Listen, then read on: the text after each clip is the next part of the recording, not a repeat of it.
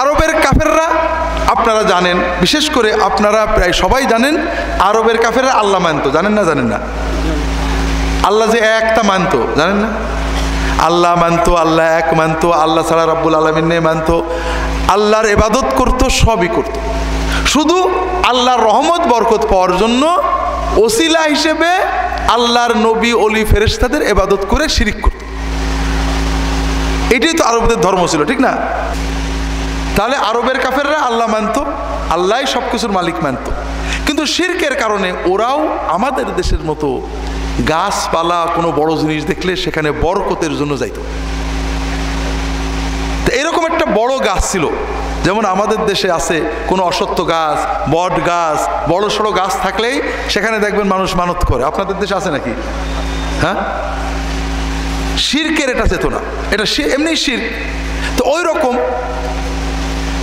কাফেরদের একটা বড় গাছ ছিল, যে গাছটার নাম ছিল যাতু আনওয়ার, ঝুলিয়ে রাখার গাছ। তরবারিটা ঝুলিয়ে রাখতো, সুতো বাঁধতে ছিল, ওড়নাটা ঝুলিয়ে থুত, মেয়ের বিয়ে হয় না ওড়নাটা ঝুলিয়ে তুলো, তরবারি ঝুলিয়ে তুলো, তরবারিতে বরকত হবে, ওই তরবারি আর কোনোদিন হারবে না। কথা বোঝেন? আমাদের দেশে এরকম আছে না নেই? এই সুতো বান্ধার সেরেকটা খুব কিন্তু আকর্ষণীয়। চট্টগ্রামে যাবেন, দেখবেন আমানত শাহর মাজারে সুতো বান্ধা আছে, হাজার হাজার। কি বলে, বাইজিদ বুস্তের মাজারে সুতো বান্ধা আছে।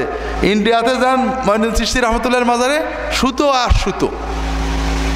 সুতো বান্ধার শিরকের আবার খুব মারেফতি কথা আছে। সুতো বাঁধতে হবে, আবার খুলে দিয়ে আসতে হবে। তুমি ওখানে যে নিয়ত করে সুতো বাঁধবা যে আমার এই নেক মাকসুদ পূরণ হওয়ার জন্য সুতো বাঁধলাম। যখন তোমার মাকসুদ পূরণ হয়ে যাবে, ওইটা খুলে দিয়ে আসতে হবে। কোন সুতো বাঁধতেছিলাম সেখানে ঠিক থাকে নাকি? হাজার হাজার সুতো বাঁধা হচ্ছে না, অসুবিধে নেই, কোনো না কোনো একটা সুতো খুলে দিয়ে আসবা। এর মারফতের তত্ত্ব বলবো, কারণ কেউ যায় না খালি হাতে বাবার তোর দরবারে। কেউ কোনো দরবারে খালি হাতে যায়? কেউ খালি হাতে যায় না। অবশ্য আমরা উল্টো বলি, কেউ ফেরে না খালি হাতে, সবাই খালি হাতে ফেরে। তবে যায় কি নিয়ে? হাতে কিছু নিয়ে যায় না, অল্প হোক বেশি হোক। একবার গেলে তো একবার পেল। কে পেল? যিনি ওখানে শুয়ে আছেন সেই আল্লাহর ওলি, ঠিক না? উনি তো পান। মুরগি, গরু, টাকা পয়সা সব তো উনি পান, ঠিক আছে? উনি পান। হ্যাঁ হ্যাঁ, এই যে আমরা বাইজিদ বুস্তামি, মঈনুদ্দিন চিশতি মুরগি নিয়ে গেলাম, টাকা নিয়ে গেলাম, সব তো ওনার অ্যাকাউন্টে জমা হয় নাকি কবর খুঁড়ে ওনার কবরে ঢুকাই দেওয়া হয়? কারা পায়? হ্যাঁ, যত ভণ্ড রাজনৈতিক দল যখন ক্ষমতায় যায়, দেখবেন যত প্রতারক সন্ত্রাসী দলে যে ভিড় করে, ধান্দা করে। আর এই মাজারগুলোতে সব ধান্দা করে। এরা যেমন নেতার নাম ভাঙাই খায়, ওরা ওই মৃত বুজুর্গ আল্লাহর ওলিদের নাম ভাঙাই খায়। তাহলে কেউ তো যায় না খালি হাতে বাবার তোর দরবারে। তো একবার গেলে তো একবার পেল, দুইবার গেলে দুইবার পেল। কাজেই সুতো বান্ধার ক্ষেত্রে আপনি খোঁজ নিয়ে দেখবেন, সুতো বাঁধতে দুইবার যেতে হবে। একবার যে বাঁধবা আর একবার যে খুলবা। কিন্তু খুলবা আগেরটা তো তোমার জানা নেই, অন্তত একটা খোলো। হয়তো হইতে পারে কালকে বা 1 ঘন্টা আগে যেটা বেঁধে গেছে ওইটাই খুললে কোনো সমস্যা নেই। এখানে তো বান্দা সান্দা কিচ্ছু না। সুতো ও হিন্দু দেবতার মন্দিরে বেঁধেও মানুষের মনোবাসনা পূর্ণ হয়, ও আজমিরে বেঁধেও পূর্ণ হয়, না বেঁধেও পূর্ণ হয়, নাস্তিকেরও পূর্ণ হয়, আস্তিকেরও পূর্ণ হয়। মানুষ যখন মনের আবেগে চায়, ও কাফের হোক মুশরিক হোক আল্লাহ দেয়, তবে ওর শিরকের জন্য শাস্তি পাবে। মূল কথা বোঝেন। এই যে সুতো বান্ধার শিরিক, বা তরবারি ঝুলিয়ে দেওয়ার শিরিক, ওড়না বেঁধে দিয়ে আসার শিরিক, শাড়ি বেঁধে দিয়ে আসার শিরিক, মেয়ের বিয়ে হচ্ছে না এটা করো, পরীক্ষা দেবে এটা করো, কলম বেঁধে দিয়ে আসে অনেক জায়গায়। আবার এক এক দেবতার এক এক দায়িত্ব, কেউ লেখাপড়ার দেবতা, কেউ বিয়ে শাদীর দেবতা। মুসলমানদের এখন এরকম হয়ে গেছে, লেখাপড়ার জন্য অমুক মাজারে যাবা। আমাদের দেশে কম, চট্টগ্রামে আছে। তো যাই হোক, যেটা বলছিলাম, কাফেরদের এই গাছটার নাম কি? যাতু আনওয়াত, মনে থাকবে না? সেখানে তারা ঝুলিয়ে রাখতো, তরবারি ঝুলিয়ে রাখতো। কি জন্য? বরকতের জন্য, বরকত পাওয়ার জন্য। তারা বিশ্বাস করত বরকতের মালিক আল্লাহ, ভালোর মালিক আল্লাহ, খারাপের মালিক আল্লাহ, হায়াতের মালিক আল্লাহ, মৌতের মালিক আল্লাহ, সব কিছুর মালিক যে আল্লাহ, এটা আরবের কাফেররা বিশ্বাস করতো না করতো না? বিশ্বাস যে করতো, এটার প্রমাণ কোথায়? কোরআনে অগণিত অনেক আয়াত আছে, আল্লাহ বলেছেন যে কাফেররা এগুলো বিশ্বাস করতো, হাদিসও আছে। হজের সময় আমরা তালবিয়া পড়ি, জানেন না? কি পড়ি? লাব্বাইক আল্লাহুম্মা লাব্বাইক, লাব্বাইক লা শারীকা লাক লাব্বাইক। শোনেননি? আরবের কাফেররা যখন হজ করতো কোন তালবিয়া পড়তো? এই তালবিয়াই পড়তো। শুধু ছোট্ট একটা বাক্য বাড়াতো, লাব্বাইক আল্লাহুম্মা লাব্বাইক, লাব্বাইক লা শারীকা লাক লাব্বাইক ইল্লা শারীকান আনতা তামলিকুহু ওয়া মা মালাক। আল্লাহ, তোমার ডাকে আসছি, প্রশংসা তোমার, তোমার কোনো শরিক নেই, তবে যে শরিককে তুমি দয়া করে কিছু ভান্ডার দিয়ে রেখেছো সে কিছু পাওয়ার আছে, তবে ওই যার তুমি ভান্ডার দিয়েছো সে এবং তার পাওয়ারও তোমার আন্ডারে, তুমি ইচ্ছা করলে কেড়ে নিতে পারো। মক্কার কাফেররা হাজার বছর ধরে ইব্রাহিম আলাইহিস সালামের সুন্নত মতো হজ করত। এরপর শয়তানের প্ররোচনায় আস্তে আস্তে শিরিকে গেল। শয়তান হজের ওসিলায় তাওয়াফ করছে, বলছে যে আল্লাহর যারা ওলি, আল্লাহর নবী, তাদেরও তো কিছু পাওয়ার আছে। তা আরবদের যে লিডার, সে বলছে না, এটা হইতে পারে না। তখন ইবলিস শিখিয়ে দিচ্ছে, ইল্লা শারীকান আনতা তামলিকুহু ওয়া মা মালাক। আল্লাহর যারা শরীক, কিছু পাওয়ার ক্ষমতা আছে, এরা আল্লাহর বান্দা, আল্লাহরই আন্ডারে, আল্লাহ চাইলে কাড়ি নিতে পারে। তখন সে বলছে না, এইরকম হইতে পারে, এইরকম পাওয়ার আল্লাহ দিতে পারে, নাউজুবিল্লাহ। তাহলে তারা বিশ্বাস করত যে আল্লাহ সব ক্ষমতার মালিক, তবে আল্লাহ বরকত, ক্ষমতা, ভান্ডার, রহমত কিছু কিছু কাউকে কাউকে দিয়েছে। কাজেই আল্লাহর বরকতটা এই গাছের মাধ্যমে, গাছের ওসিলায় আসবে, সমস্যা কি? ওরা গাছে তরবারি ঝুলিয়ে রাখতো ইত্যাদি। আবু ওয়াকিদ লাইথি রাদিয়াল্লাহু তাআলা আনহু বলছেন, ফাকালু ইয়া রাসূলুল্লাহ ইজআল লানা যাত আনওয়াত কামা লাহুম যাত আনওয়াত। রাসূলুল্লাহ সাল্লাল্লাহু আলাইহি ওয়াসাল্লাম যখন সেই 12,000 সাহাবীকে নিয়ে হুনাইনের যুদ্ধ যাচ্ছেন, পাশে বিরাট গাছ, যাওয়ার সময়, পার হয়ে যাওয়ার সময় সাহাবীদের ভিতর থেকে কেউ কেউ বলছেন, ইয়া রাসূলুল্লাহ, কাফেরদের যেমন একটা বট গাছ আছে জাত আনওয়াত, আমাদের মুসলমানদের জন্য আপনি একটা গাছ ঠিক করে দেন, যেখানে আমরা তরবারি ঝুলাবো, বরকত পাবো, আল্লাহ যে গাছের ওসিলায় আমাদের বরকত দেবে, আমাদেরও একটা গাছ ঠিক করে দেন। কথাই বুঝতে পেরেছেন? এই কথাটা কারা বললেন? কাফের না মুসলমান? মুসলমানরাই বলেন, নবীজির কাছে মুসলমান হয়েছেন তারা। তাহলে আমরা বুঝতে পারছি শিরিক অনেক সময় মুমিন না বুঝেও করে ফেলে। এটা পরে ব্যাখ্যা করব। তার আগে রাসূলুল্লাহ সাল্লাল্লাহু আলাইহি ওয়াসাল্লাম কি বললেন এটা শুনে নিই। রাসূলুল্লাহ সাল্লাল্লাহু আলাইহি ওয়াসাল্লাম এই কথা শুনে বললেন, সুবহানাল্লাহ, হাযা কামা ক্বালা বানু ইসরাঈল লিমূসা ইজআল লানা ইলাহান কামা লাহুম আলিহা। সুবহানাল্লাহ। উনি খুব কষ্ট পেলেন,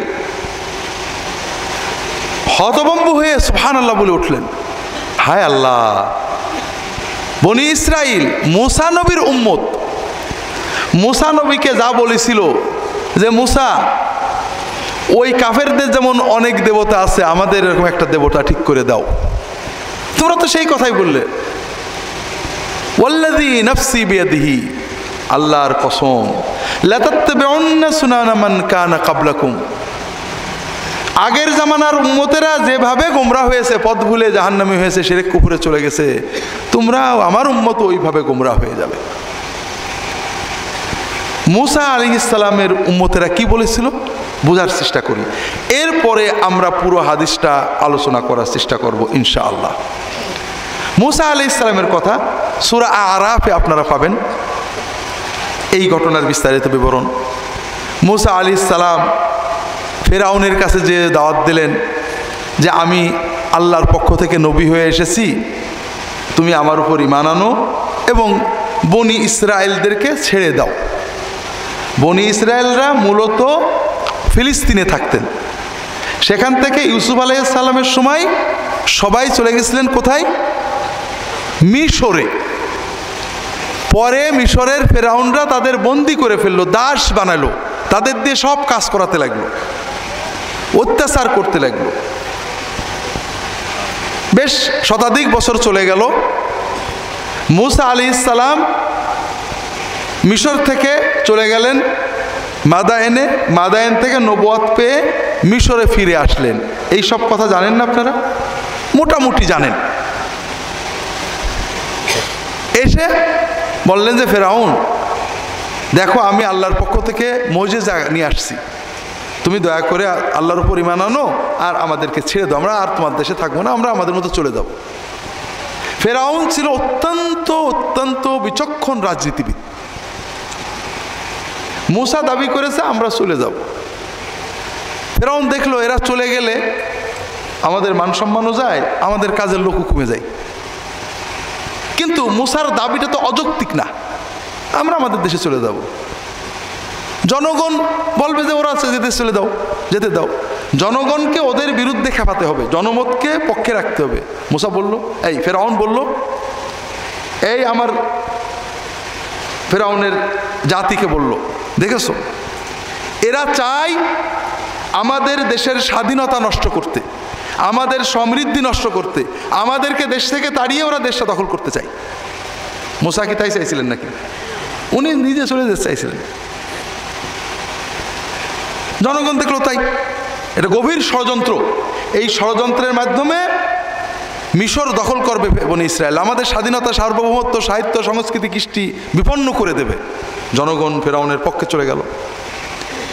মুসার চ্যালেঞ্জ দিল যে তুমি আমাদেরকে দেখাও, তোমার পাওয়ার বেশি না আমাদের। জাদুকরেরা আসলো, জাদুকরেরা লাঠি ছেড়ে দিল, লাঠি সব সাফ হয়ে গেল। শোনেননি? শুনেছেন না শোনেননি? সব শত শত লাঠি ঘুরে বেড়াচ্ছে সাফ হয়ে। মুসা তখন নিজের লাঠিটা ফেলে দিলেন আল্লাহর হুকুমে। মুসার লাঠিও সাফ হলো, সাফ হয়ে ওই শত শত লাঠি সব খেয়ে ফেললো। কথা বোঝেননি? জাদুর মাধ্যমে জাদুকররাও জানে কোনো জিনিসকে, লাঠিকে সাপ অরিজিনাল বানানো যায় না, চোখে দেখানো যায়। জাদু হলো চোখের ভেলকি। জাদুকরও দেখছে তার লাঠি লাঠি আছে, কিন্তু জনগণ দেখছে সাপ। কথা বুঝতে পেরেছেন? কাগজ কাগজই থাকে, আপনি দেখছেন টাকা। জাদু মানুষের চোখের ভেলকি, প্রকৃত বিষয় কিন্তু মাটি মাটিই থাকে, লাঠি লাঠিই থাকে, দড়ি দড়িই থাকে। এই জন্য জাদুর সাপ কামড়াতে পারে না, জাদুর টাকা দিয়ে কিনা বেচা করা যায় না। কথা বুঝতে পেরেছেন? জাদুকররা লাঠি ছেড়ে দিয়েছে, জাদুকররা দেখছে তাদের লাঠিগুলো লাঠি, কিন্তু জনগণ দেখছে সাপ। মুসা দেখছে সাপ। মুসা যখন লাঠি ছেড়ে দিল তখন ওটা সাপ হলো। এখন সাপ হয়ে অন্য লাঠি খাচ্ছে। জাদুর লাঠি কিন্তু, জাদুর সাপ কিন্তু কিছু খেতে পারে না, জাদুকররা জানে। তখন জাদুকররা নিশ্চিত বুঝতে পারলো এ জাদু না, এটা অরিজিনাল জিনিস, এটা সব জাদুর ঊর্ধ্বের জিনিস, এটা আল্লাহর দেওয়া জিনিস। জাদুকররা সঙ্গে সঙ্গে সেজদা পড়ে আল্লাহর কাছে তওবা করে বলল, আল্লাহ আমরা ঈমান এনেছি। তাহলে ফেরাউনের দল হেরে গেল না জিতে গেল? ফেরাউন যদি স্বীকার করতো যে মুসা স্বীকার করলাম তুমি জিতে গেলে, তাহলে কি ফেরাউনের গদি থাকতো? এই পরিস্থিতিতে কেমনভাবে পরাজয়কে কিভাবে বিজয়ে রূপান্তরিত করা যায়, এটা ফেরাউনের থেকে শিখতে হবে। রাজনীতি যারা করবেন ভালো করে ফেরাউনের স্টাডি করবেন। ফেরাউন বলল, ইন হিয়া ইল্লা মাকরুম মাকারতুমুহু ফিল মাদিনাতি লিতুখরিজু মিনহা আহলাহা। ফেরাউন বলল, আমি বুঝেছি এটা একটা গভীর ষড়যন্ত্র। মুসার সাথে তোমরা ষড়যন্ত্র করে এই মিশর থেকে মিশরবাসীকে উৎখাত করার জন্য এই ষড়যন্ত্র করে আজকে পরাজয়ের ভান করেছো, পরাজয়ের জালিয়াতি করেছো, তোমাদের শাস্তি আমি দেবই। জনগণ দেখলো তাই তো, আসলে তো আমরা হারিনি, ওরা ষড়যন্ত্র করে হারাইছে। জনগণ আবার শক্ত হয়ে গেল। কথা বোঝেন? এবার ফেরাউন শাস্তি দিয়ে দিল, জাদুকরদের সবার শুলে চড়িয়ে মেরে ফেললো। তখন ফেরাউনের কম বলল, আতাযারু মূসা ওয়া কওমাহু লিফসিদু ফিল আরদ ওয়া ইয়াযরাকা ওয়া আলিহাতাক। এই মূসা এবং মূসার কওম আমাদের দেশে অশান্তি সৃষ্টি করছে। তারা কি আসলে অশান্তি সৃষ্টি করছিল? তারা বলছিল ভাই আমাদের আর মেরো না, আমাদেরও পলাতি দাও, কিন্তু আমরা মারবো, তোরা উশ্বাস করবি কে? এটাই তো অশান্তি। তো ফেরাউন বলল সমস্যা কি, আমি ওদের ছেলেদের মেরে ফেলবো আর মেয়েদের বাঁচাইতে হবো। মুসার কম বলল যে মুসা আমরা আগেও কষ্ট পাইতাম, এখনো কষ্ট পাচ্ছি। মুসা আলাইহিস সালাম বললেন একটু সবর করো, আল্লাহ তোমাদের ত্রাণ দেবেন। তো যাই হোক, আল্লাহ মুসা আলাইহিস সালাম মুজিজা দেখালেন, ফেরাউনদের উপর অনেক গজব দিলেন, তুফান দিলেন, কীট পতঙ্গ দিলেন, ফসল নষ্ট হয়ে গেল, রক্ত দিয়ে দিলেন, অনাবৃষ্টি দিয়ে দিলেন, ব্যাঙ পাঠিয়ে দিলেন, অনেক রকমের বিপদ আপদ দিলেন। যখনই বিপদ আসে তখন ফেরাউন এবং তার লোকেরা বলে মুসা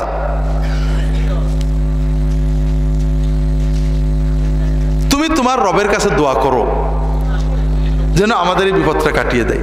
লা ইন কাশাফতা আন্না রিজা লানুমিনান্না লাকা ওয়া লানুরসিলান্না মাআকা বনি ইসরাঈল, তুমি যদি বিপদটা কাটিয়ে দাও তাহলে আল্লাহর কসম করে আমরা বলছি তোমার উপরে আমরা ঈমান আনবো আর বনি ইসরাঈলদের ছেড়ে দেব। যখন বিপদ উঠে দেয় তখন আর করে না। তখন আল্লাহ চূড়ান্ত শাস্তি দিলেন। মুসা আলাইহিস সালাম নদী পার হয়ে চলে গেলেন, ফেরাউন কি হলো? ডুবে মারা গেল। এই যে এত আল্লাহর অলৌকিক মোজেজা মুসার কম চোখে দেখলো, ঠিক না? দেখে নদী পার হয়ে একটা দেশে গেল। সেই দেশের মানুষেরা মূর্তি পূজা করে, ইয়াকুফুনা আলা আসনামিল্লাহুম, তারা দেবতার সামনে নীরবে দাঁড়িয়ে থাকে, দেবতার আরাধনা করে। তখন তারা মুসা আলাইহিস সালামকে বলল, মুসা এদের দেখো কি সুন্দর সুন্দর দেবতা, প্রতিমা, মূর্তি, ওরা তার ইবাদত করে, আমাদের আল্লাহর তো আমরা দেখতে পাচ্ছি না, আমাদের আল্লাহর একটা মূর্তি বানাই দাও, আমরা তার ইবাদত করব। নাউজুবিল্লাহ বলেন না? মুসা অবাক হয়ে গেলেন যে তোমরা বলো কি, তোমরা আল্লাহর এত মোজেজা কারাম দেখে অলৌকিক সাহায্য পাওয়ার পরও মানে আল্লাহর থুয়ে মূর্তির পূজা করতেছ, এত বড় হতভাগা তোমরা। তাহলে কি বোঝা গেল? বনি ইসরাইলরা আল্লাহর মোজেজা দেখেছে, চোখে দেখেছে, আল্লাহর দিন পালনের জন্য পালিয়ে এসেছে, কিন্তু আল্লাহর বদলে আল্লাহর একটা মূর্তি বানায় নিলে যে শিরক হয় এটা তারা অনুভব করতে পারেনি, ঠিক না? তারা শিরকের জন্য মুসার কাছে দাবি করেছে। ঠিক সাহাবায়ে কেরামের ভিতরে দু একজন তারা বুঝতে পারেননি, হয়তো নতুন ঈমান এনেছেন, যেভাবেই হোক তারা আল্লাহর উপর ঈমান এনেছেন, আল্লাহ ছাড়া কোনো মাবুদ নেই মেনেছেন, কল্যাণ অকল্যাণের মালিক আল্লাহ তারা বিশ্বাস করতেন। তারপরেও চিন্তা করেছেন আল্লাহর বরকত পাওয়ার জন্য একটা গাছ ঠিক করলে সমস্যা কি, আমরা ওই গাছের কাছে যেয়ে আল্লাহর বরকতটাই নেব। কথা বোঝেন? কিন্তু এটাই যে শিরকের মূল, এটা অনুভব করতে পারেননি। আর এই জন্য রাসূলুল্লাহ সাল্লাল্লাহু আলাইহি ওয়াসাল্লাম সুবহানাল্লাহ বলে এত আপত্তি করেছেন। কারণটা কি ভাইরা? অসুবিধাটা কি? অসুবিধা হলো যে সকল কল্যাণ অকল্যাণ বরকতের মালিককে আপনি যখন আল্লাহর কাছে সরাসরি চান, আল্লাহর কাছে চান, যখনই আপনি আল্লাহর বরকত রহমতের জন্য কোনো গাছ, মাজার, দরগা, হুজুর, পীর সাহেব যাই কেন মধ্যস্থ মানেন, তখন আপনি আর আল্লাহর সাথে কল থাকে না, ওই মধ্যস্থের কাছে কলটা চলে যায়। কথা বুঝতে পারছেন না? এই শিরক সমাজের রন্ধে রন্ধে আগে ছড়িয়েছে। ইহুদিরা শিরকে ঢুকে গেছে, খ্রিস্টানরা শিরকে ঢুকে গিয়েছে। আল্লাহ রাসূল সাল্লাল্লাহু আলাইহি ওয়াসাল্লাম বলছেন তোমরাও তাদের মতো বিভ্রান্ত হয়ে যেতে পারো। হাজরিন, তাহলে বাঁচার উপায় কি? শিরক এমন ভয়ঙ্কর বিষয়, শয়তান সবসময় চেষ্টা করবে আপনাকে শিরকে নিতে। কারণ শিরকে নেওয়ার পরে আপনি নামাজ পড়বেন, রোজা করবেন, হজ করবেন, যাকাত দেবেন, নেক কাজ করবেন, মসজিদ বানাবেন, তরিকা করবেন, তাসাউফ করবেন, সরকারের এই শয়তানের কোনো টেনশন নেই। আর যদি আপনি শিরক না করেন, নামাজ পড়েন, মাঝে মাঝে একটু 19-20 করেন, রোজা রাখেন, 19-20 করেন, গুনাটুনা করেন, শয়তানের টেনশনের শেষ নেই। কথা বোঝেন না? কারণ শিরক মুক্ত হয়ে বান্দা গুনাহ করুক, জান্নাতের আশা থাকে না? ইন্নাল্লাহা লা ইয়াগফিরু আন ইউশরাকা বিহি ওয়া ইয়াগফিরু মা দুনা যালিকা লিমান ইয়াশা। আল্লাহ তাআলা শিরকের গুনাহ ক্ষমা করেন না, বাকি সব গুনাহ যাকে চান মাফ করে দেন। হাদিসে আসছে ইয়া ইবনে আদম লাউ আতাইতানি বিকুরাবিল আরদ খাতায়া সুম্মা লাকিতানি লা তুশরিকু বি শাইআ লা আতাইতুকা বিকুরাবিহা মাগফিরা। হে আদম সন্তান, তুমি যদি জমিন আসমান ভরা গুনাহ নিয়ে কিয়ামতের দিন আসো, এত গুনাহ করেছো, দুনিয়া তোমার গুনায় ভরে গেছে, কিন্তু তার ভিতরে কোনো শিরকি গুনাহ নেই, আল্লাহ বলছেন আমি আল্লাহ তোমার জমিন ভরা গুনাহ সব মাফ করে দেব। এজন্য আমাদের বাঁচার উপায় খুঁজতে হবে। তো বাঁচার উপায় কয়েকটা বলেই আমরা কিছু আমলের আলোচনার চেষ্টা করব ইনশাআল্লাহ তাআলা। আল্লাহ তাআলা আমাদের তৌফিক দান করুন, আমিন। বাঁচার উপায় খোঁজার আগে মরার উপায়টা দেখি। শয়তান কিভাবে প্রতারণা করে? শয়তানের মূল কাজ হলো আল্লাহর বান্দাকে শিরকে ফেলানো, ঠিক না ভাই? আপনারা বুঝতে পারছেন? মনোযোগ নষ্ট হচ্ছে, কষ্ট লাগছে? একটু বুঝি। শয়তানের প্রতারণার ফাঁদ হলো মূলত দুটো। কি? কয়টা? একটা হলো মিথ্যা, আর একটা হলো ব্যাখ্যা। কয়টা ভাই? কি করে জানলাম? শয়তান প্রথম আমাদের পিতা আদম আলাইহিস সালামকে জান্নাত থেকে বের করেছিল এই দুটো অস্ত্র দিয়ে। আল্লাহ তাআলা আদম আলাইহিস সালামকে সৃষ্টি করে, হাওয়া আলাইহিস সালামকে সৃষ্টি করে জান্নাতে রেখে দিলেন। জান্নাতে রেখে কি বললেন? তোমরা জান্নাতে থাকো, খাও দাও, সব করো, যত খুশি খাও, তবে ওই গাছটার কাছেও যাবে না। কোন গাছ? কোন গাছ? গন্ধম গাছ। এখানে লোকজন মনে হচ্ছে কিছু কিছু সচেতন। গন্ধম গাছ সবাই বললো না, দু একজনে বললো। কারণটা কি? হ্যাঁ, কারণ হলো এটাও হলো মিছে কথা। হ্যাঁ, কোরআনে কোথাও নেই গন্ধম গাছ, হাদিসে কোথাও নেই গন্ধম গাছ। গন্ধম মানে গম, গম আবার কোনো গাছ নাকি? আল্লাহ কোরআনে বলেছে এই গাছের কাছে যেও না। নাম বলেননি, নামের আমার দরকার কি? হুজুররা ওয়াজের সময় নাম বলতে বলতে এখন নামই কোরআন হয়ে গেছে। এটা হলো কোনো কোনো আলেমের কথা। কেউ বলেছেন গন্ধম গাছ, কেউ বলেছেন আঙ্গুর গাছ, কেউ বলেছেন বেদানা গাছ। আমার কারোর কথার দরকারটা কি? এই গাছের কাছে যেও না। কথা বোঝেননি? এটাও কিন্তু একটা মিথ্যা, যে মিথ্যা থেকে প্রতারণা আসে। এটা আলেমরা বলেছেন চিন্তা করে, ইজতিহাদ করে, নিজের গবেষণায়, কিন্তু এটা কোরআন না, আর হাদিস না, নবীজির কথা না, ওহী না। কাজেই আল্লাহ বলে দিলেন এই গাছটার কাছে যেও না। এখন ইবলিস সে তো বিতাড়িত হয়ে গেছে। কেন? আল্লাহর হুকুম না মানার কারণে। আল্লাহর হুকুম মানল না কেন? যুক্তির কারণে। যুক্তি। সে বলল যে আমি আগুনের তৈরি, আর আদম আগুন মাটির থেকে উত্তম, কাজে আমি আদমের থেকে উত্তম। আমি আগুনের তৈরি হয়ে মাটির জিনিসে সেজদা করতে পারি না। অহংকার, যুক্তি, যুক্তিবাদী। আল্লাহর হুকুমকে যুক্তি দিয়ে মানতে হয় না হুকুম করলেই মানতে হয়? কেউ যদি আমাদের প্রধানমন্ত্রী প্রেসিডেন্টের হুকুম যুক্তি দিয়ে বিচার করে অমান্য করে, তাহলে দলে থাকতে পারবে? হুকুম করেছি যাও, অত যুক্তির দরকার। আল্লাহর কাছেও তাই। আল্লাহর কোনো হুকুমই অযৌক্তিক না, কিন্তু তুমি বুঝতে পারো না পারো, তুমি পালন করো। আল্লাহর কাছে বড়দের শুনতে পারো, আল্লাহ হুকুম পালন করেছি, এর হিকমতটা কি বলো তো? আল্লাহ হয়তো বলতে পারে, সেটা ভিন্ন কথা।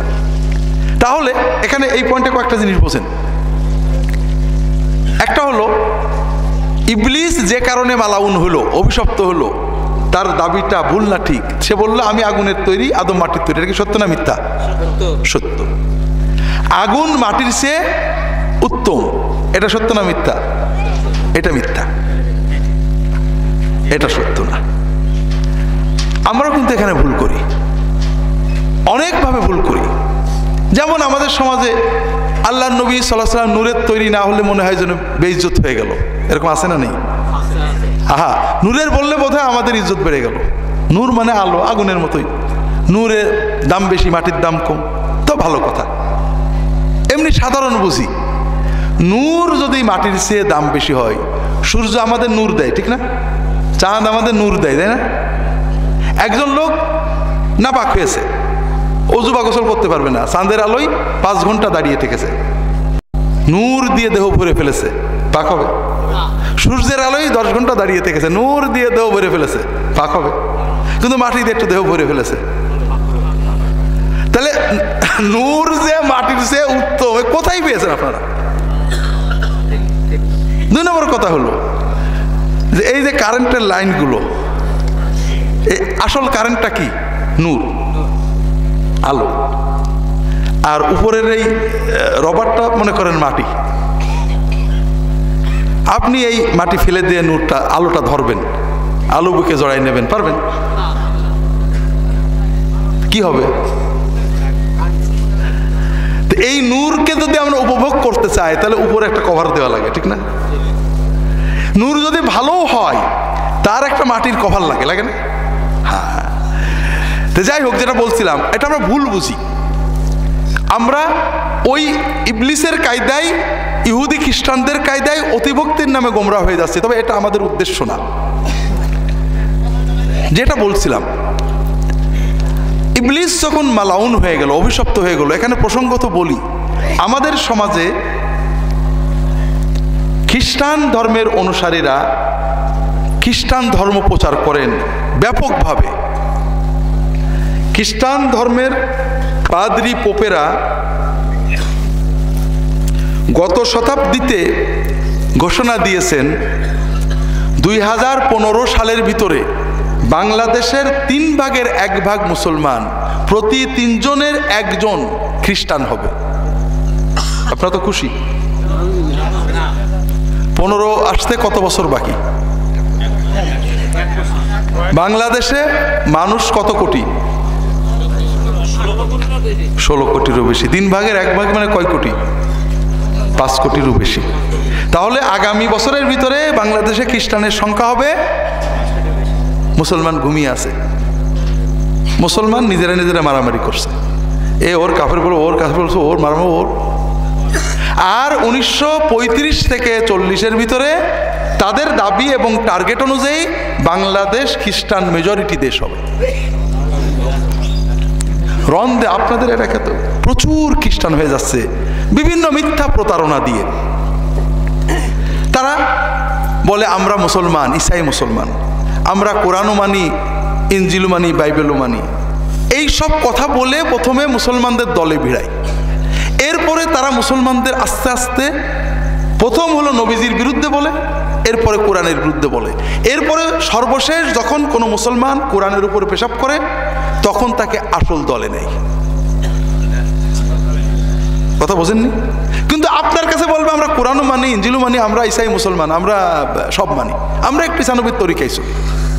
তো যেটা বলছিলাম, এরা মুসলমানদেরকে প্রথম পর্যায়ে দলে ভিড়ানোর পরে কিছু কথা শেখায়। তার ভিতরে একটা কথা আমি এক জায়গায় মাহফিলে গেছি, প্রশ্ন করেছে যে মানুষের পানি তো নাপাক, তাহলে এর দ্বারা দ্বারা তৈরি তার নাপাক, তাহলে মুহাম্মদ সাল্লাল্লাহু আলাইহি ওয়াসাল্লাম নাপাক? নাউজুবিল্লাহ বললেন না? আর ঈসা মসীহ তো বাপ নেই, কাজে তিনি পাপ। নাউজুবিল্লাহ বললেন না? আমি বললাম দেখেন, প্রশ্নটা ঠিক হয়নি। মানুষের পানি নাপাক না, তবে রক্তটা নাপাক। আর ঈসা মসীহ মায়ের রক্ত নিয়ে তৈরি হয়েছে, তাহলে ঈসা মসীহ নাপাক। আসল পাক আছে একজন, সেটা হলো ইবলিস, শয়তান, কারণ সে আগুনের তৈরি। যদি মানুষের ভালো মন্দ সৃষ্টির উপাদান দিয়ে বিচার হয়, ইবলিসের তরিকায় যদি বিচার হয়, তাহলে পাক কে? ইবলিস, কারণ সে আগুনের তৈরি। ঈসা মসীহ নাউজুবিল্লাহ না পাক, সবাই জানি না, তখন আর কথা কয় না। কথা বোঝেননি? এগুলো তারা শেখায়। তারা শেখায় মুহাম্মদ সাল্লাল্লাহু আলাইহি ওয়াসাল্লাম গুনাহ করতেন, কাজেই তিনি শাফাত করতে পারবেন না। গুনাহগার আবার গুনাহগারের শাফাত করে কি করে? ঈসা মসীহ শাফাত করবে। নাউজুবিল্লাহ বললেন না? মুহাম্মদ সাল্লাম গুনাহ করতেন, তার প্রমাণ ওই যে কোরআনে আছে, আল্লাহ তোমার গুনাহ মাফ করে দিয়েছে আগে পরে, তাহলে নিশ্চয়ই গুনাহ করতো। কোরআনে আছে তুমি তওবা ইস্তেগফার করো, তাহলে নিশ্চয়ই গুনাহ করতো। আপনারা জবাব পান না। আমার একটা বই আছে, আপাতত এই বইটা সবাই নেবেন, কিতাবুল মুকাদ্দাস, ইনজিল শরীফ ও ঈসাই ধর্ম। এটা প্রত্যেকেরই পড়া দরকার, ছোট্ট বই। এটা পড়লে আপনার সামনে আর কোনো খ্রিস্টান মিশনারি প্রচার করে, যেখানেই যাবেন শুধু কথা বলবেন। ওরা কি করে জানেন?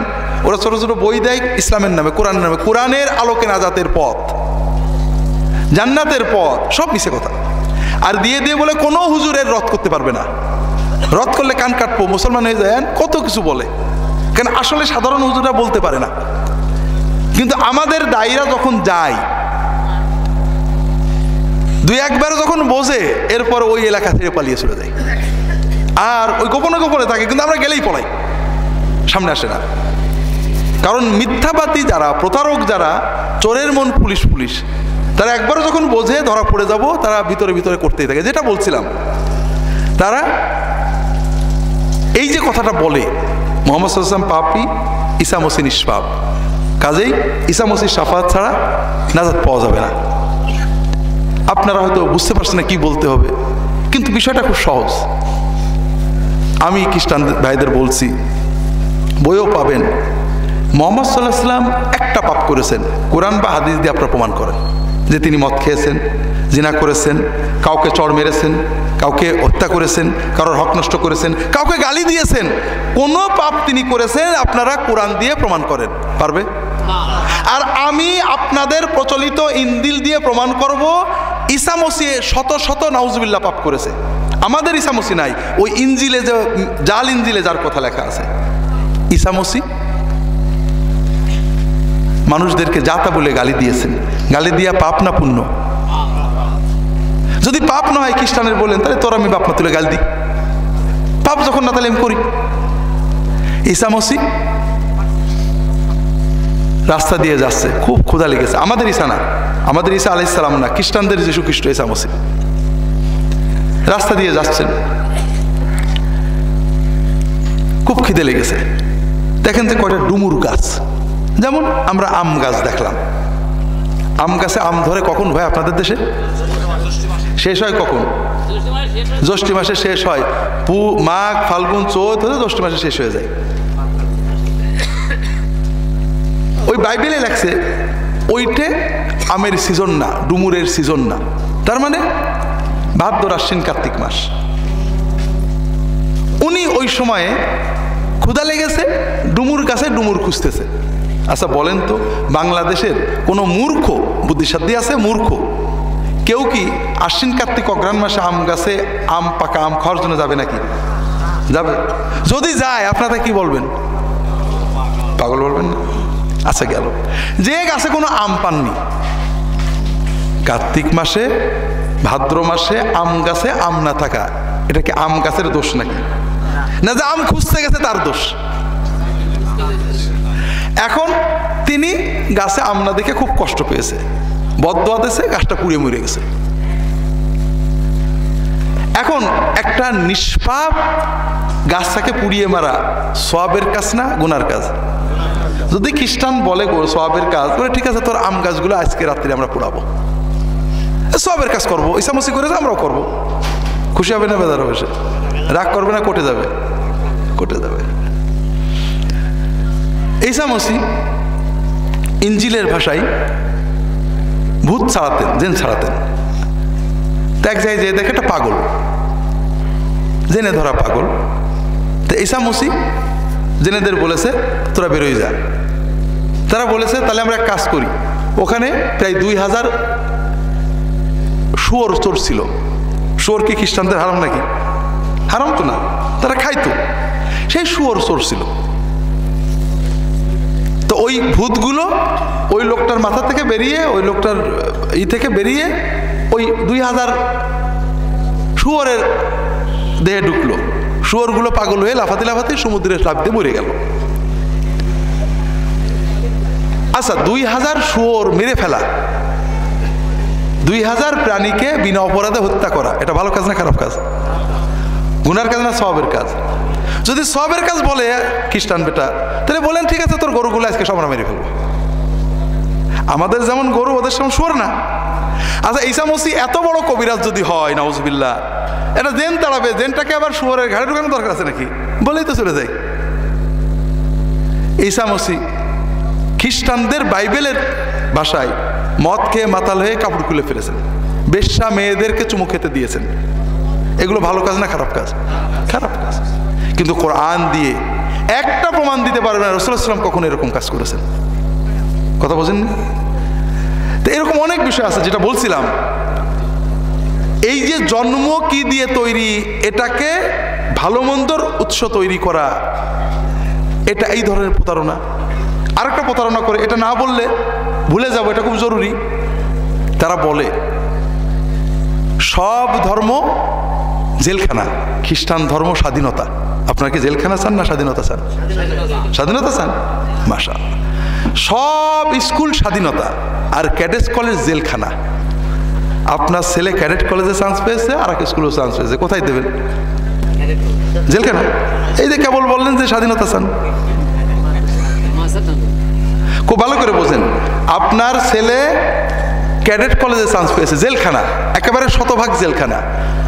আর ওই ছেলে এলাকার হাই স্কুলেও, গ্রামের স্কুলেও চান্স পেয়েছে, সেখানে পুরো স্বাধীনতা, ক্লাস করলেও কোনো সমস্যা নেই, না করলেও কোনো সমস্যা নেই। আপনি কি জেলখানায় দেবেন না স্বাধীনতায় দেবেন? কে কেবল বললেন যে স্বাধীনতা চান? হ্যাঁ, একটা দেশ স্বাধীন, সে দেশে যে যা করবে করে ফেললেই হলো। খুন করলে খুন করবে, চুরি করলে চুরি করবে, কোনো বিচার নেই। আর একটা দেশ পরাধীন, অন্যায় করলেই পুলিশ ধরে ফেলে, বিচারে নিয়ে যায়। কোন দেশে বাস করতে চান? স্বাধীন দেশে না পরাধীন দেশে? কেবল বললেন স্বাধীনতা চাই। তাহলে ধর্ম কি মানুষের পাপের লাইসেন্স দেওয়ার জন্য, না মানুষকে মানবতা শেখানোর জন্য? তারা কি বলে?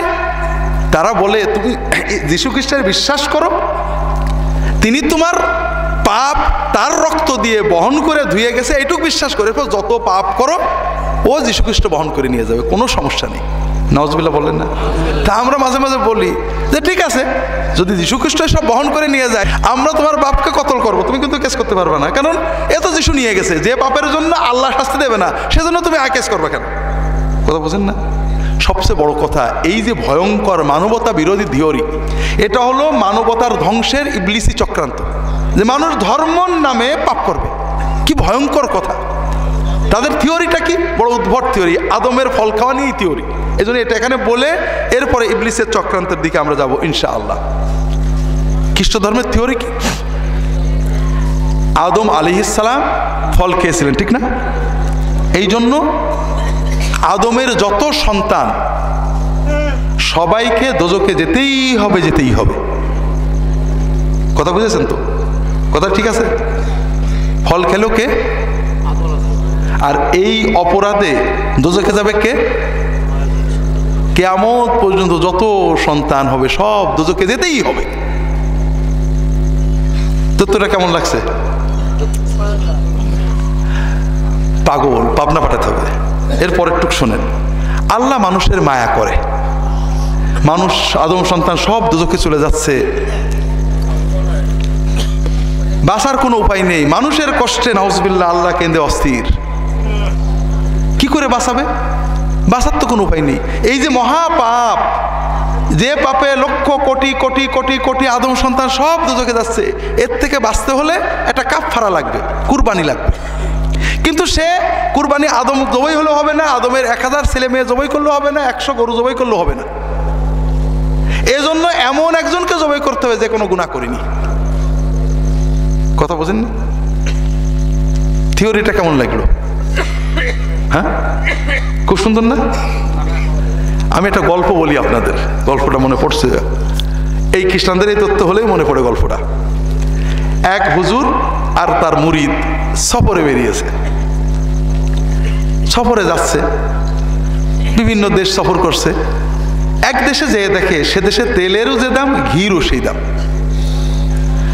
তো ওই মুরিদের খুব খাওয়ার লোভ, ঘিয়ে ভাজা পরোটা, ঘিয়ের বিভিন্ন জিনিস খুব লোভ, কিন্তু ঘির দাম বেশি হওয়াতে খেতে পারে না।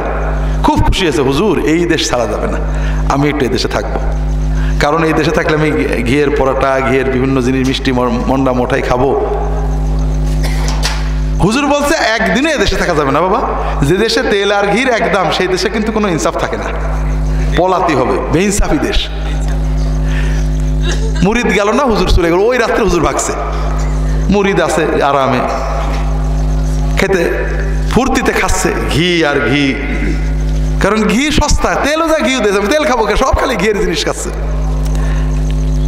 প্রায় বছরখানে চলে গেছে, খুব আরামে শান্তিতে আছে। হঠাৎ ওই দেশের একটা বাড়িতে এক চোর সিঁধ কেটে ঢুকেছে। সিঁধ কাটা বোঝেন না? হ্যাঁ, ঢুকে চুরি করে মাল নিয়ে বেরোনোর সময় ওই মাল বেশি তো ধাক্কা লেগে দেওয়ালটা ভেঙে ওই গর্তের ভিতর পড়ে গেছে। সকালে খবর হয়েছে যে একটা মানুষ খুন হয়েছে। রাজা বলেছে একটা মানুষ খুন হবে, বিচার করতে হবে। ধরে নিয়েছে, বাড়ির মালিককে ধরে নিয়ে আসছে যে তোমার বাড়িতে একটা মানুষ খুন হয়েছে, তোমার ফাঁসি হবে। আমার কি দোষ? আমি তো আর দেওয়াল বানাইনি, বাড়ি বানাইনি, অমক রাজমিস্ত্রি আমার বাড়ির দেওয়াল বানাইছিল। দোষ যদি হয় তার, তা তো ঠিকই বলেছো। রাজমিস্ত্রিকে ধরে নিয়ে আসছে। রাজমিস্ত্রি বলে হুজুর আমার দোষ না, আমার যুগালে, যুগালে বোঝেন? আমার যুগালে যে সিমেন্ট বালি মিশিয়ে নিশ্চয় কম বেশি করেছে, তার জন্য দেওয়ালটা ভেঙে গেছে। যুগালিকে ধরে আনা হয়েছে। যুগালে গরিব মানুষ, গরিবের পক্ষে তো কেউ থাকে না। ও যতই বলছে না আমি ভেজাল টেজাল দিইনি, ও লোকজন বলছে না ওই শয়তানি করেছে। তারা বললো অবশ্যই ওর শয়তানিতে একটা মানুষ মরেছে, ওর ফাঁসি হবে। ফাঁসির রশি টসি আনা হলো, দামি ফাঁসির রশি। ও তো যুগালে খাইতে পায় না, ভালো চিকুন রশি গলায় দিলে দেখো রশি বেরোই যায়। রশিটা একটু চওড়া আর ওর গলাটা একটু চিকুন। তা রাজা বললে তো ভয়ঙ্কর, কি করা যায়? এইরকম একটা খুন তো বিনা বিচারে হতে পারে না, খুনের শাস্তি হতেই হবে। দেখো তো গলা মোটা দেখে একজন ধরে নিয়ে এসো, গলা মোটা, স্বাস্থ্য টাস্থ্য ভালো, এরকম একজন ধরে নিয়ে এসো। এখন উপস্থিত তো হাজার হাজার মানুষ, জনগণ উপস্থিত হয়েছে, ফাঁসি দেখবে। তো তাকায় দেখে শুনে দেখল ওই মুরিদ, ওই গুরু শিষ্য বেশ তেল টেল ঘি খেয়ে মোটা হয়েছে, ওকেই ধরে নিয়ে আসছে। কথা বুঝতে দেখে দেখা গেল ওর গলার সাথে রশি বেশ মিলে যাচ্ছে, ঝুলে দিলেই টাইট হয়ে যাবে, মরে যাবে। তখন রাজা বললো তোমাকে ফাঁসিতে ঝুলতে হবে। হুজুর আমার কি দোষ? বলে এত বড় আমার যে খুন হবে তার বিচার হবে না? আমি এরকম জালেম হতে পারি না, তোমার ফাঁসি দিতেই হবে। এখন ও হাও মাও কান্নাকাটি করছে, রাজা ছাড়তে রাজি না। ঠিক ওই সময় ওই গুরু 1 বছর হয়ে গেছে, ফিরে আবার দেশে ফিরছে। মনে করলে দেখি আমার শিষ্য কেমন আছে, ওই শহরে আসছে যাচ্ছে, দেখো অনেক লোক, ও দেখতে দেখতে আসছে। এসে দেখে ওর গুরু হাওমাও করছে আর ওর ফাঁসি দেওয়ার জন্য রেডি হচ্ছে সব। ও ছুটি আগে চলে আসছে, এসে গুরুকে দেখে মুরিদ তো পাগলের মতো যে পাও গুরু আমার বাঁচাও, গুরু আমার বাঁচাও। কি হয়েছে? এই যে আমার ফাঁসি হচ্ছে। কেন রাজামশাই কি হয়েছে? যে এই কারণ, একটা চোর মারা গেছে, এই মানুষটা মারার জন্য একজন লোকে শাস্তি দিতে হবে, কিন্তু আসল যে কালপিট তার গলা চিকুন, এই জন্য আপনার গুরু ঈশাকে ধরছে। কারণ একটা হত্যা বিনা বিচারে যেতে পারে না। গুরু তো জানে যে এই দেশে ইনসাফ হবে না। গুরু বলেছে হ্যাঁ এটা আপনি ঠিকই বলেছেন রাজামশাই, আপনার মতো একজন রাজা দরকার, তো একটু আমাকে ধ্যান করতে দেন। ধ্যান করে পরে বলছে রাজামশাই আমার শিষ্যকে না, আমাকে একটু ফাঁসিটা দিয়ে দেন, কারণ আমি ধ্যান করে দেখলাম আপনার এই ফাঁসির রশিতে এই মুহূর্তে যে মারা যাবে সে বিনা বিচারে জান্নাতে যাবে। তা আমি এই সুযোগ ছাড়তে রাজি না, রাজামশাই আপনি ওই আমার শিষ্য না, আমাকে একটু ফাঁসিটা দিয়ে দেন। রাজা বললেন এত বড় কথা, আমার টাকায় কিনা রশি, আর সেই রশিতে তুমি যাওয়া জান্নাতে, আমি যাব।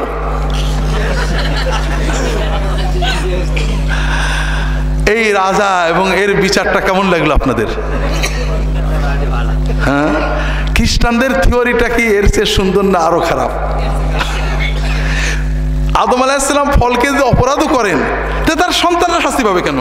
আর সন্তানরা যে শাস্তিও পায়, তে তাদের জন্য আরেকজনের ফাঁসি হবে কেন? কথা বোঝেন না? এর চেয়ে উদ্ভট ফালতু কথা নেই। আর এইটা তাদের ধর্মের ভিত্তি। এজন্য একজন খ্রিস্টান প্রচারক, খ্রিস্টান গবেষক লিখেছেন, no heathen tribe has conceived such grotesque an idea that man was born with a hereditary stain upon him, and that stain for which he is not personally responsible to be atoned for, and the Almighty God had to sacrifice His only begotten Son to neutralize this mysterious curse. বিশ্বের কোনো পাগল জাতি এরকম বিশ্বাস করে না, খ্রিস্টানরা বিশ্বাস করে যে মানুষ জন্মগতভাবে অভিশপ্ত। আর যে কামের জন্য তার কোনো দোষ নেই সেই অভিশাপের জন্য নাকি কাফফারা দিতে হবে, আর সেই কাফফারাও কোনো মানুষ দিলে হবে না, স্বয়ং সর্বশক্তিমান ঈশ্বরকে তার নিজের ছেলে কুরবানি দেওয়া লাগলো এই অভিশাপ দূর করার জন্য। এ কোনো পাগলও বিশ্বাস করে না, কিন্তু খ্রিস্টান ধর্মের এটাই হলো বিশ্বাস। এই বিশ্বাস দিয়ে তারা দাবি করে যীশু খ্রিস্ট তোমার পাপ নিয়ে গেছে, কাঁধে তুমি যত পারো পাপ করো, নাউজুবিল্লাহ। যেটা বলছিলাম ভাইরা, আদম মালাউন হয়ে, যেটা বলছিলাম ভাইরা, ইবলিস যার কারণে অভিশপ্ত হলো, সে আদমকে জান্নাত থেকে বের করতেই হবে। আদমের কাছে এসে বলল, একটা মিথ্যা তত্ত্ব নিয়ে আসলো আর একটা সত্য কথার ব্যাখ্যা দিল। ইয়া আদম হাল আদুল্লুকা আলা শাজারাতিল খুলদি ওয়া মুলকিন লা ইয়াবলা। আদম, তুমি জান্নাতে আসো, আমি এখানে আগে ছিলাম, জান্নাতের অনেক গোপন রহস্য আমি জানি। আমি একটা গাছের কথা বলবো, সেই গাছের ফল যদি তুমি খাও তাহলে তুমি এই জান্নাতে অনন্তকাল থাকতে পারবে, এই জান্নাতের রাজা তুমিই হবে। এটা সত্য কথা না মিথ্যা কথা? মিথ্যা। এখন ওই গাছটা দেখাই দিল। আদম এখন একটা সত্য কথার কথা বললেন যে আল্লাহ তো আর নিষেধ করেছে, আল্লাহ নিষেধ করেননি, এটার একটা ব্যাখ্যা দিয়ে দিল। কি বলল? মা মানাকুমা রব্বুকুমা আন হাযিহিশ শাজারাতি ইল্লা আন তাকুনা মালাকাইনি আও তাকুনা মিনাল খালিদিন ওয়া কাসামাহুমা ইন্নী লাকুমা লামিনান নাসিহিন। আদম বলল, আল্লাহ যে নিষেধ করেছে এটা 100 বার আমিও মানি নিষেধ করেছে। কারণটা কি? কারণ তোমরা তো দুনিয়াতে যেতে চাও, আর এই গাছের ফল খেলে দুনিয়াতে যাওয়া যাবে না, জান্নাতে অনন্তকাল থাকতে হবে। আল্লাহ নিষেধ করেছে, তবে আল্লাহর আদেশ নিষেধের হিকমতটা মারিফতটা তো বুঝতে হবে। আল্লাহ তোমাদের আদেশ করেছেন, নিষেধ করেছেন একটা কারণে, সেটা হলো তোমরা দুনিয়াতে যেতে চাও, আর এইটা খাইলে দুনিয়ায় যাওয়া যাবে না। কাজেই তোমরা যদি এখন নিয়ত করো দুনিয়া আর যাবা না, জান্নাতেই থাকবা, তাহলে খেতে পারো, কোনো অসুবিধা নেই। ওয়া কাসামাহুমা ইন্নী লাকুমা লামিনান নাসিহিন। এবং কসম করে বলল যে আমি তোমাদের শুধু কল্যাণের জন্য কথাটা বললাম, অনেকদিন এখানে ছিলাম তো, তোমাদের এটা মহব্বত এসে গেছে, এই জন্য বললাম। কি দরদ! তাহলে একটা মিথ্যা তথ্য আনলো আর সত্য কথাটার ব্যাখ্যা করলো। কথা বুঝতে পেরেছেন? সকল শয়তান যুগে যুগে এইভাবেই করে, একটা মিথ্যা তথ্য আনবে এবং সত্যটার একটা ব্যাখ্যা দেবে। যেমন মারেফত হয়ে গেলে আর নামাজ লাগে না, সত্য তথ্য না মিথ্যা তথ্য? মিথ্যা। আর এই মিথ্যা তথ্যের জন্য নামাজ রোজার যত হুকুম আছে ব্যাখ্যা দেবে।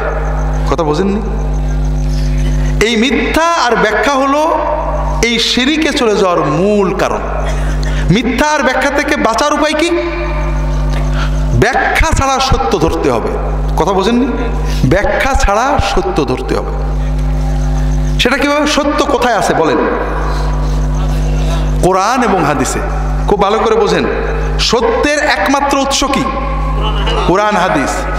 কোরআন হাদিসের বাইরে কোনো সত্য নেই, অ্যাবসলিউট সত্য নেই। আমার কথা সত্য হতে পারে, ভুল হতে পারে। যত পীর বুজুর্গ আলেম উলামা, যত জ্ঞানী গুণী পণ্ডিত, সবার কথা সত্য হতে পারে, মিথ্যা ভুল হতে পারে। নির্ভুল অ্যাবসলিউট সত্য কোথায় আছে? কোরআন এবং হাদিসে। আর এই কোরআন এবং হাদিসকে ব্যাখ্যা ছাড়া মানতে হবে। ব্যাখ্যাটাকে যাওয়া যাবে না, ব্যাখ্যায় গেছেন তো মরেছেন। তাহলে শিরকের খপ্পর থেকে বাঁচার জন্য, ইমানকে রক্ষা করার জন্য প্রথমত আমাদের কোরআন হাদিস জানতে হবে ভাইরা। এটা হলো আমার প্রথম অনুরোধ। আমরা এক্ষেত্রে দুর্বল। আপনারা অনেকে কষ্ট করে আসছেন এখানে, আমি ওয়াজ করলাম 1 ঘন্টা 2 ঘন্টা 5 ঘন্টা ওয়াজ শুনলেন, এতে কি ইমান বাঁচে? আপনি মাঝে মাঝে কিছু একেবারে ছানা, পেস্তা বাদাম, খুব দামি দামি ঘি একটু খেয়ে নিলেন, আর 2-4 মাস কিচ্ছু খালেন না, আপনি তো সুস্থ থাকবেন? এত পুষ্টিকর জিনিস খেয়েছেন, সুস্থ থাকবেন না? সুস্থ থাকতে হলে নিয়মিত খাইতে হবে, আর মাঝে মাঝে এইসব ছানা বাদাম খাইতে হবে। কথা বোঝেন না? ঠিক ইমান বাঁচাতে গেলে নিয়মিত একটা খোরাক আছে, ইলমের খোরাক। আমরা আমাদের দেশে মারেফত খুব বড় মনে করি, ঠিক না? আর আল্লাহর কোরআনে মারেফত হলো সবচেয়ে ছোট জিনিস, ইলম হলো বড় জিনিস। আল্লাহ কোরআনে বারবার বলেছেন ইহুদি খ্রিস্টান কাফেরদের 16 আনা মারেফত ছিল, মারেফতের একেবারে কানাই কানাই চলে গেছিল। জানাতে যাবে নাকি? ইয়ারিফুনাহু কামা ইয়ারিফুনা আবনাআহুম, তারা মারেফত এমন ছিল, ইসলাম দিন পূর্ণ মারেফত বুঝতো, নিজের ছেলেকে যেমন চিনত, নিজের ছেলের যেমন মারেফত ছিল, আল্লাহ এবং দিনের মারেফত, নবীর মারেফত এরকমই ছিল।